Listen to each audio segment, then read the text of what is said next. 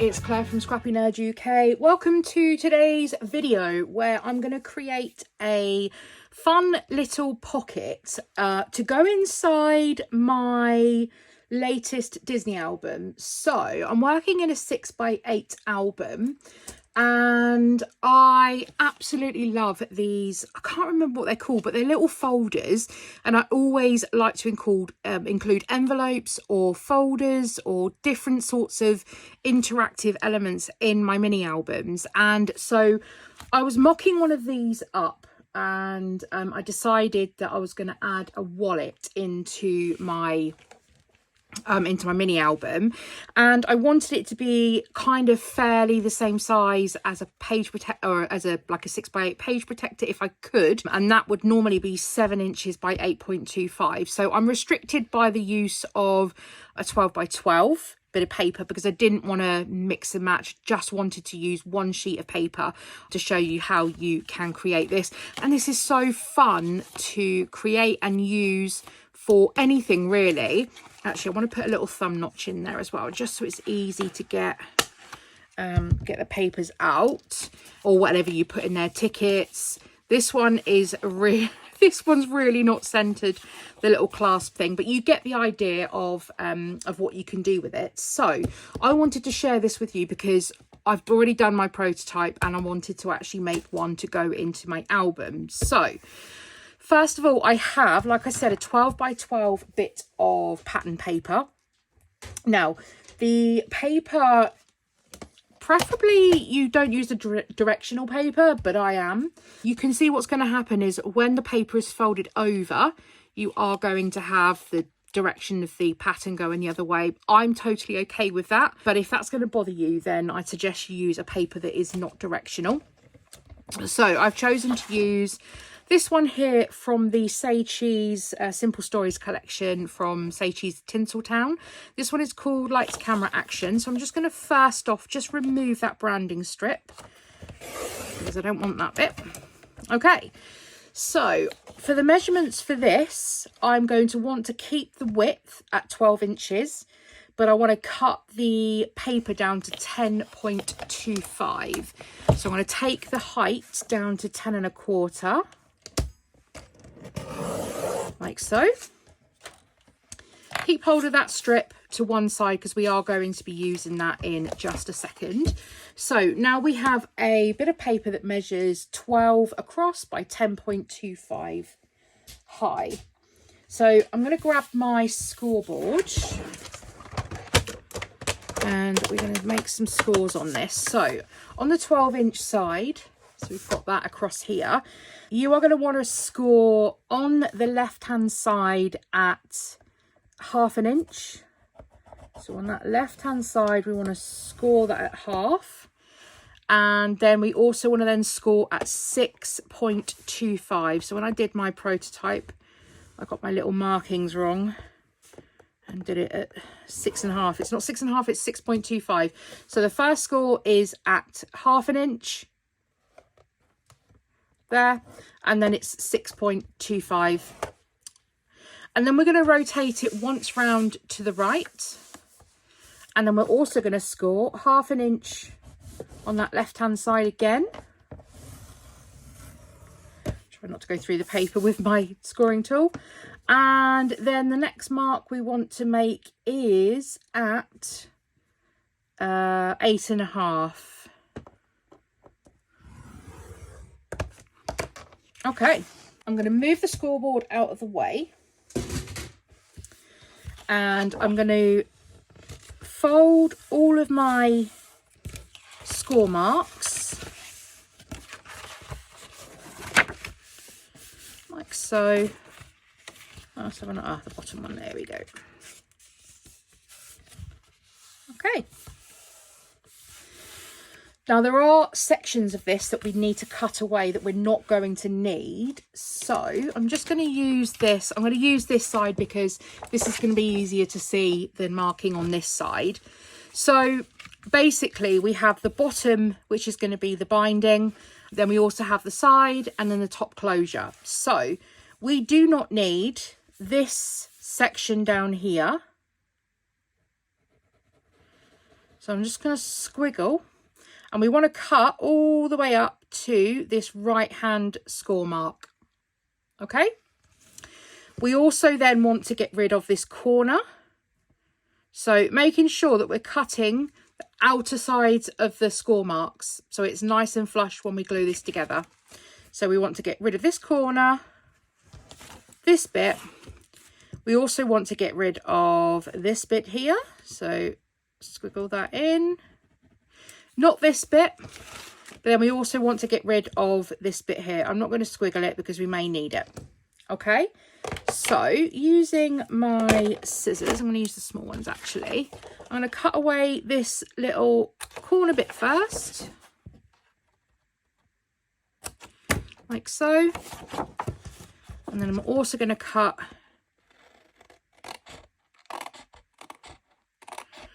I'm cutting to the left of the score mark. So this folds up nicely and doesn't bulk. There we go. Then this corner up here, oops. Again, making sure I'm cutting those score marks away. And then also this bit up here.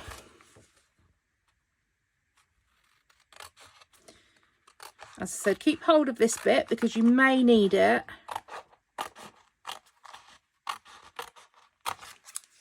for the last bit. Okay, so now you should have something like this.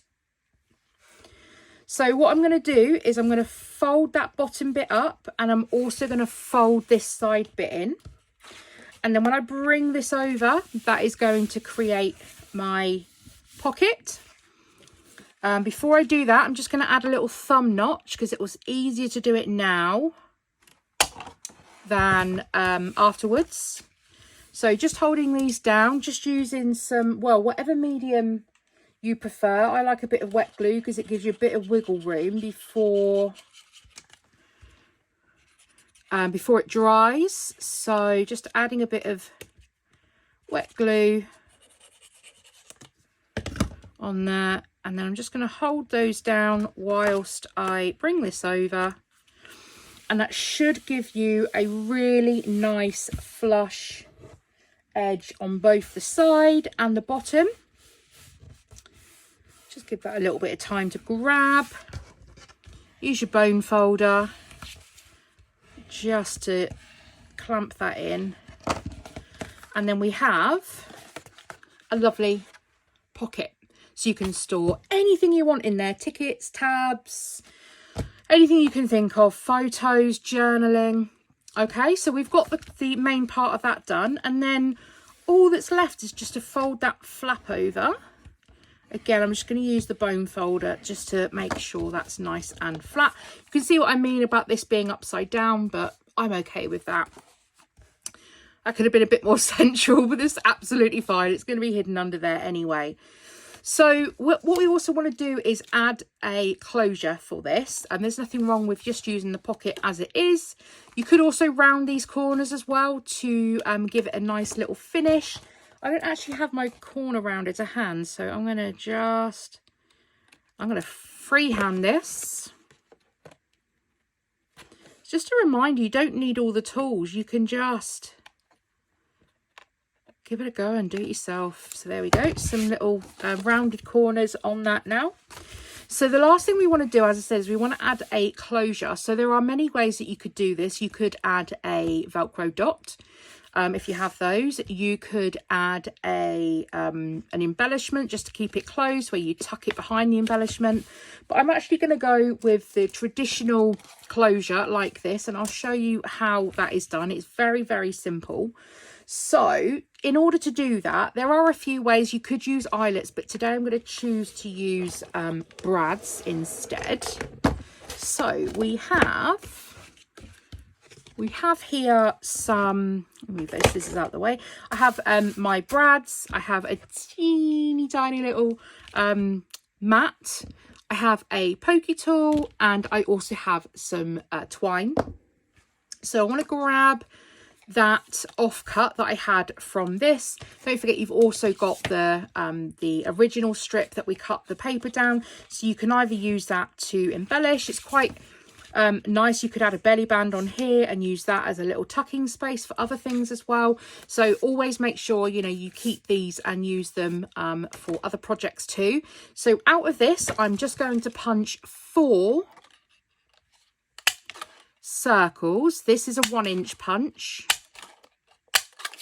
Okay, so now all of this here is no longer needed, so we are done with these scraps. We can get rid of those. Okay, so we have these 4 circles. Now I want to glue 2 of them back to back, so just pop that on top like that. Okay, and we're going to pop that on like that. Whilst that's drying, I'm going to choose some brads. I might go for these yellow star brads actually. Those might look quite cool.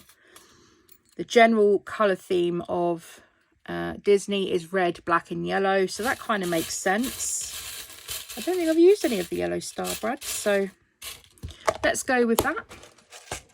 Okay, so what I'm going to want to do is to probably best off to mark where I'm going to want my holes to be for my attachers. So you can use a ruler to do this. So this is going to be, I can't remember how wide this is now going to be after we've done that, 5 3/4. So that's going to be 2.5. Oh my goodness me, that's not going to divide, is it? It's going to be 1/8 of something. So I'm just going to eyeball it, to be quite honest. So it's just under 6, so I'll make it just under 3. So I reckon about here. Yeah, that'll be okay. And then we want to go down in a straight line. We want the same to the same line where it needs to be. So you can put it as far down as you want. I might go about there. Okay, so I've given myself 2 points to add my holes. So I'm just going to use my little mat and I'm just going to poke a hole through there because we're going to need to get the brad through. And then I'm also going to pop that in down to where I left a mark, and then I'm also going to add a hole there. If you don't have a piercing mat, then you could just use some cardboard box underneath just to help make that hole for the brad to go in much easier. Okay, so we've got our holes on here. Now we also need to add our holes on the circles. So again, I'm just going to eyeball it and add my holes in the centre. Now you might need to make these holes a little bigger depending on your brads. So I've got, these brads are quite big. So I'm going to just make those holes a little bigger. And then starting with one of them, I'm just going to pop my brad through. And I'm going to pop that into the bottom one. And I'm going to open out the back of the brad. And there we go. I'm just opening the brads out at the back. Okay, so that is now attached. Now I'm going to want to do the same up here as well with this brad. So I'm just going to pop that through this hole first. I've got it slightly open there, so it's easier to just pop through the hole. And then this one's easier anyway because I can see what I'm doing. And I can just open those out like that. Okay, so we've now got our 2 little circles. And what I'm going to do now is I'm going to grab my twine. And it's best that you have more than you think you might need. So I've got maybe 24 inches let me just see, yeah, about 24 inches. And what I'm going to do is I'm going to wrap it around, lift up that top circle, wrap it around, and I'm going to tie that off right underneath it. And then I'm going to do the same again, just so it's nice and tight under there, and then do the same one more time. And then I'm going to snip off the end. We don't need that bit. So then we're just left with a long tie. And then what we can do is we can start, and the more you start playing with this, these circles will lift up a bit as well. You can give it a little bit of a helping hand. And once you're happy with, actually I probably don't need that amount, there we go. Once you're happy, you can then just trim it off. You could also add a charm at the end of your thread as a dangle if you wish. But to be fair, I'm quite happy with how that looks. I love the pop of red and yellow on top of that for the fun elements. So I'll just bring in my album and I'll just show you how this is going to go in. So this is the Simple Stories. I'm not sure which collection this is from, but this is from one of the Say Cheese Simple Stories. And I'm going to actually pop this into my album here. Now, what you will find is, depending on your binding, if you've got a 6-ring bind, you will probably end up on maybe on the little flap as well. I've tried to design it where it kind of misses if you've got the 2. But yeah, if you've got the 6-ring, you might need to just cut into the little flap.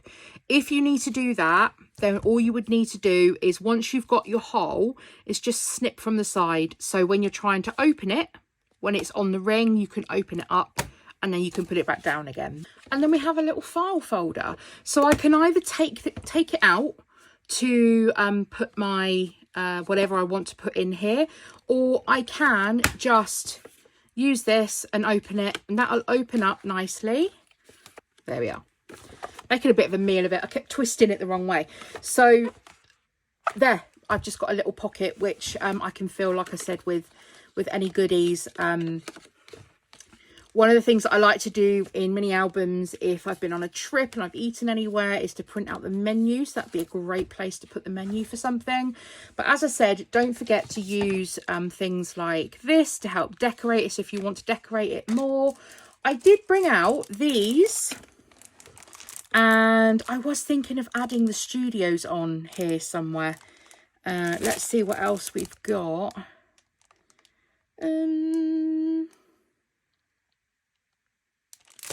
Yeah, I might do studios. I'm not going to commit for now, I don't think. Oh, that little star would be really cool.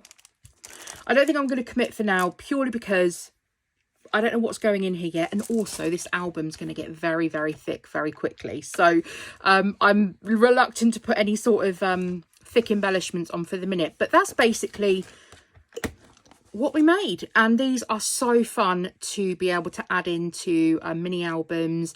You could even make these and put them on a scrapbook layout if you've got things that you want to contain and store for the scrapbook layout as well. So there's another idea. With regards to making this in any size, you can do. So the measurements are whatever width you want the pouch, this one. So say, for instance, you want you won't be able to do a 6-inch with a 12-inch bit of paper, but say you wanted a 4-inch pouch, you would do 4 times 2. So that's going to give you both sides, and then 1/2 inch. So you'd want the paper at 8.5 wide. So the 1/2 inch is always going to be your left hand, your bind, where you bind it together. And then your height will be whatever height you want. So if you wanted it to be 6 inches high, you're going to want your paper to be 6 plus 2 for the fold over. So you're going to want your paper to be 8 inches high. So you can take this formula and use it to make any size pocket like this. Obviously the only thing you're restricted by if you're using 12 by 12 paper is the maximum width of the 12-inch piece of paper. But if you've got bigger sizes, you can make them bigger. So I hope you have been inspired today with this pocket interactive element to add to your mini albums and your journals and your junk journals and your travelers notebooks, anything, scrapbook pages, anything you can think of. These are also really handy to store die cuts and all sorts in, so you could make a bunch of these and have them in your craft room to use as storage as well. So many ideas as to what you can use it for. So yeah, I hope you've found this interesting, inspirational, and that you're going to try and give this a go as well. And if you do and you share it on Instagram, please be sure to tag me so I can see your wonderful creations as well. I will be coming with other different interactive ideas for mini albums going forwards as well, so stay tuned for other bits and bobs that will be coming up on my channel. And as always, if you have enjoyed the video, please give it a thumbs up, hit that subscribe button if you are new, and be sure to drop any comments in that comment section down below, and I'll see you all again in the next video. Bye.